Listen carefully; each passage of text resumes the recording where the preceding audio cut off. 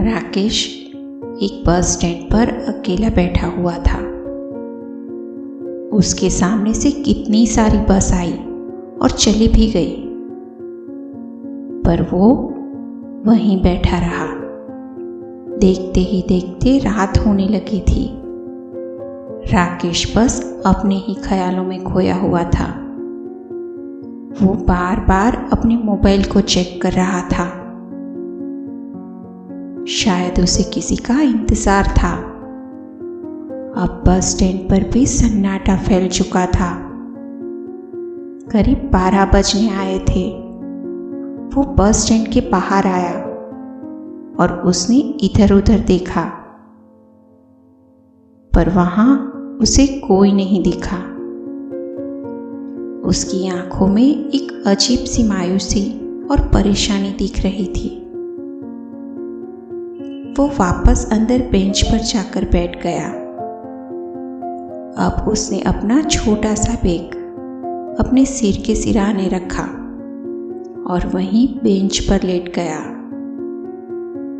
कब उसे नींद आ गई उसे पता ही नहीं चला।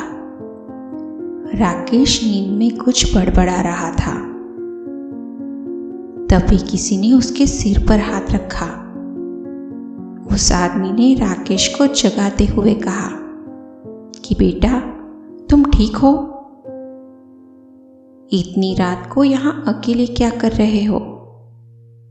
अचानक किसी की आवाज सुनकर राकेश नींद से जाग गया। उस आदमी ने कहा, डरो नहीं बेटा, मेरा नाम मुकुंद है। मैंने तुम्हें यहाँ बेंच पर ऐसे सोते हुए देखा, इसीलिए अपनी गाड़ी को रोककर तुमसे पूछने चला आया कि क्या कोई परेशानी है। अगर तुम्हें कहीं जाना है तो मैं छोड़ सकता हूँ। मुकुंद को देखकर राकेश को वो अच्छा इंसान लगा। उसने मुकुंद को अपने बारे में बताते हुए कहा कि वो गांव से आया है। उसके गांव में एक आदमी आया था जिसने उसकी माँ को मुझे शहर में काम दिलाने का लालच दिया। इसीलिए मेरी माँ ने अपने सारे गहने बेचकर उस आदमी को पैसे दिए ताकि मेरी जिंदगी अच्छी हो सके। उस आदमी ने कहा था कि वो मुझे बस स्टैंड पर लेने आएगा, पर ना ही वो मुझे लेने आया और ना ही अब वो मेरा फोन उठा रहा है। मुझे समझ में नहीं आ रहा कि अब मैं क्या करूं। अब अगर वापस गया तो माँ को क्या जवाब दूंगा। तभी मुकुंद ने कहा, बस इतनी सी बात, मेरे पास तुम्हारे लिए एक काम है, अगर तुम करना चाहो तो। पहले तो राकेश को कुछ समझ में नहीं आया, फिर उसने हाँ कर दी। मुकुंद अब उसे अपनी गाड़ी में बिठाकर एक घर के पास लेकर आ गया। राकेश उस घर को देखकर चौंक गया। उसने मुकुंद से कहा, क्या ये आपका घर है? मुकुंद ने कहा, हाँ, पर मैं यहाँ नहीं रहता। ये घर खाली पड़ा हुआ है। तुम्हें बस इस घर का ख्याल रखना है। मैं तुम्हें इसकी अच्छी तनख्वाह दूंगा। राकेश खुश हो गया कि अब उसे गांव वापस नहीं जाना पड़ेगा। मुकुंद ने घर को खोला और राकेश से कहा कि तुम्हारी नौकरी आज से ही शुरू होती है। राकेश घर के अंदर गया और घर का दरवाजा अंदर से बंद कर लिया। मुकुंद भी राकेश को छोड़कर वापस चला गया। जाने से पहले मुकुंद ने एक बार उस घर की तरफ देखा और उसके चेहरे पर डर की लकीरें साफ दिखाई दे रही थी। राकेश ने घर को देखा तो घर में बस हर तरफ धूल ही धूल थी। ऐसा लग रहा था कि सालों से यहाँ कोई नहीं आया। राकेश ने सोचा, कल सुबह सबसे पहला काम घर की सफाई का करूंगा। पर अभी उसे बहुत नींद आ रही थी, इसीलिए वहां एक चटाई लगाई और वहीं सो गया। अगली सुबह जब वो उठा तो उसके पूरे शरीर में दर्द और थकान हो रही थी। फिर भी वो उठा और सभी चीज़ों पर बहुत धूल जमी हुई थी, उसे हटाने लगा। जब उसने वहां रखे आईने पर से धूल साफ की तो वो अपने आप को आईने में देखकर डर गया, क्योंकि अब उसकी उम्र 20 साल की नहीं पर 80 साल की लग रही थी।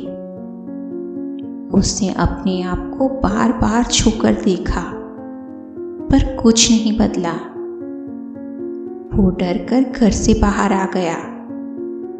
वो इतना डरा हुआ था कि उसे समझ में ही नहीं आ रहा था कि वो क्या करे। तभी उसे वहां सामने मुकुंद दिखा। राकेश मुकुंद पर भड़क गया कि ये मुझे कैसे घर में भेज दिया, जहां मेरी हालत क्या हो गई है। राकेश ने कहा, मैंने तुम पर भरोसा किया और तुमने, कौन हो तुम? मुकुंद ने अपनी नजरें झुकाते हुए कहा कि ये घर जिंदा है और इसकी खुराक इंसानों की उम्र है। दरअसल ये घर हमारे पुरखों का है और शापित भी। हमें इस घर को उसकी खुराक देनी पड़ती है, वरना वो मेरे परिवार को अपनी खुराक बना देगा। अपने परिवार को बचाने के लिए मुझे ये सब करना पड़ता है। ये घर इंसान से उसकी उम्र छीनकर उसे तिल तिल मार देता है और इसके बाद मुझे एक और इंसान उसे देना पड़ता है। राकेश ने मुकुंद को जोर से धक्का दिया और कहा, अगर तुम्हारे परिवार का कोई होता तब तुम्हें पता चलता। ये कहकर राकेश उस घर से जाने लगा तो मुकुंद ने उसे रोकते हुए कहा कि अगर तुम इस घर से चले गए तो ये घर तुम्हारी जान ले लेगा और इसकी सजा तुम्हारी माँ को भी मिलेगी। ये सुनते ही राकेश रुक गया और वापस मुड़ा। उसकी आंखें नम थी। अब वो मुकुंद के पास आया और कहा कि मैं वापस घर में जा रहा हूं, पर अब किसी और के साथ ऐसा धोखा मत करना। ये कहकर राकेश घर के अंदर चला गया और दरवाजा अंदर से बंद कर लिया। समय बीतने लगा। अब राकेश बहुत कमजोर होने लगा था। उसे ना ही मौत आ रही थी और ना ही वो जी सकता था। वो अब इस जिंदा घर से परेशान हो चुका था। उसने गुस्से में कई बार इस घर की चीजों को तोड़ने की कोशिश की, पर सारी चीजें अपने आप वापस जुड़ जाती।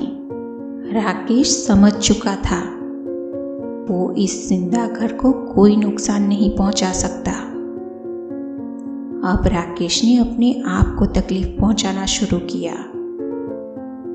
उसने एक चाकू लिया और अपने हाथ पर, गले पर हर जगह जख्म देने लगा। पर वो जितनी बार ये करता उसके घाव अपने आप भर जाते। अब वो चिल्ला चिल्ला कर रोने लगा। अब उसने अपनी गर्दन पर चाकू रखा और अपने सिर को धड़ से अलग कर दिया। अब उसका शरीर वहीं पड़ा हुआ था और कब वो उस घर में गायब हो गया पता ही नहीं चला। पर आज भी मुकुंद पहले की तरह ही अपने परिवार को बचाने के लिए मासूम लोगों को इस जिंदा घर में भेजकर उनकी बलि चढ़ाता है। ये सिलसिला पता नहीं कब रुकेगा और इस जिंदा घर की भूख कब मिटेगी।